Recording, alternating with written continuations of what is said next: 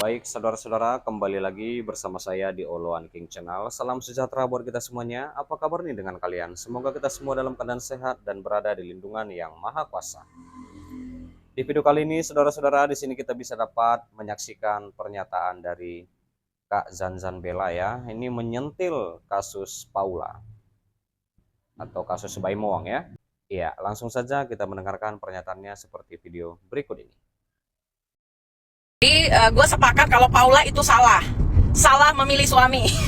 Setelah gue nonton podcastnya Bang Deddy Corbuzier di menit 10:38 itu menunjukkan poin-poin penting di dalam perceraian tersebut. Ini gue mohon maaf kepada Paula ya untuk membahas ini gitu ya, karena ini hal sensitif, tapi sudah ditayangkan ke publik sehingga gue bisa mereactionnya. Di menit 10:38 itu dia berbicara tentang KDRT.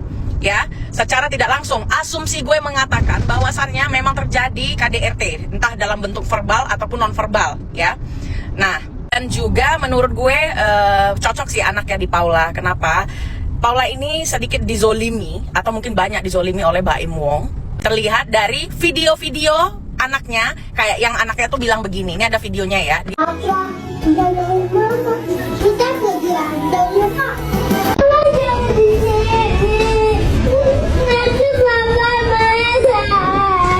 Si anak lelaki tersebut ingin melindungi ibunya dengan cara tidak ingin ketemu, tapi di framing dengan Baim Wong beda lagi gitu ya. Intinya Baim Wong ini kan mantan pemakai narkoba, bukan berarti juga dia gimana-gimana ya, tapi melihat track recordnya yang sering sekali membuat konten prank, dia tuh berbiasa sekali berbohong. Prank itu kan kebohongan ya.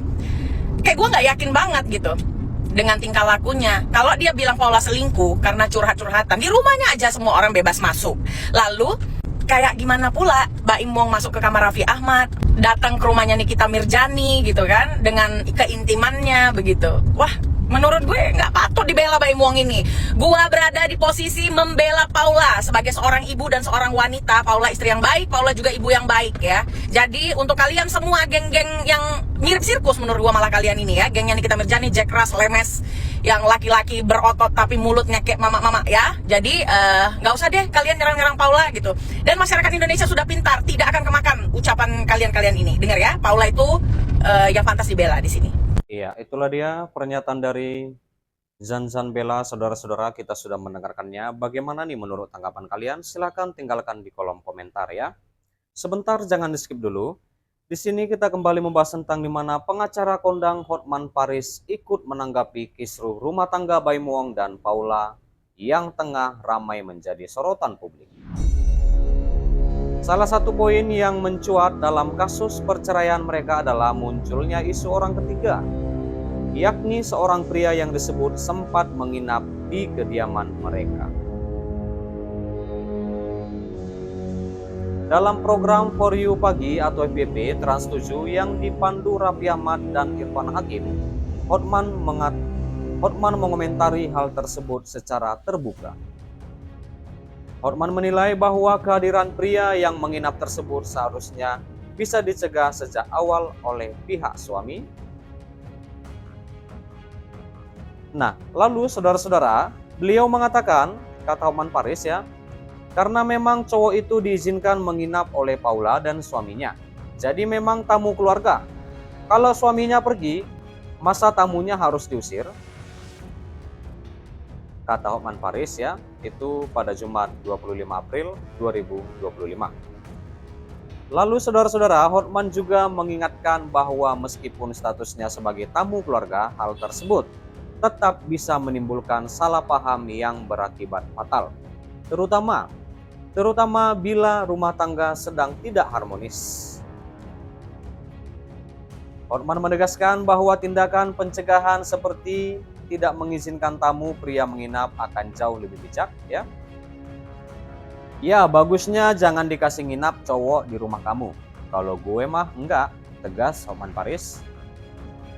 Putusan hakim dianggap tak sesuai undang-undang. Pernyataan Hotman ini merupakan kelanjutan dari kritiknya terhadap isi putusan Pengadilan Agama yang menyatakan bahwa Paula telah melakukan nusyuh ya, saudara-saudara, atau durhaka terhadap suami. Lalu Hotman menyebut bahwa istilah istri durhaka tidak dikenal dalam undang-undang, dan bahwa perselingkuhan harus dibuktikan dengan jelas melalui hubungan badan agar bisa disebut zina. Di undang-undang tidak ada istri durhaka. Undang-undang hanya menyebut alasan perceraian seperti zina, pemabuk yang tak bisa diobati, dan pertengkaran terus-menerus. Nah, harusnya hakim pakai alasan yang relevan. Tegas Pak Oman lagi ya. Ia menambahkan kalau hanya karena istri dekat dengan pria lain lalu disebut berzina atau durhaka, maka banyak orang bisa terjebak pada vonis yang tidak berdasar. Ya, dalam arti harus disertai dengan bukti-bukti ya, saudara-saudara, bukti-bukti yang kuat. Nah, lalu Hotman mengatakan lagi, kalau orang bertengkar belum tentu durhaka kan? Latar belakang kisruh Baim Wong Paula, di mana Baim Wong dan Paula menikah pada 22 November 2020. Di mana Baim Wong dan Paula menikah pada 22 November 2018. Dan dari pernikahan tersebut mereka dikaruniai 2 orang anak laki-laki. Rumah tangga keduanya semula dikenal harmonis dan menjadi panutan banyak penggemar. Iya.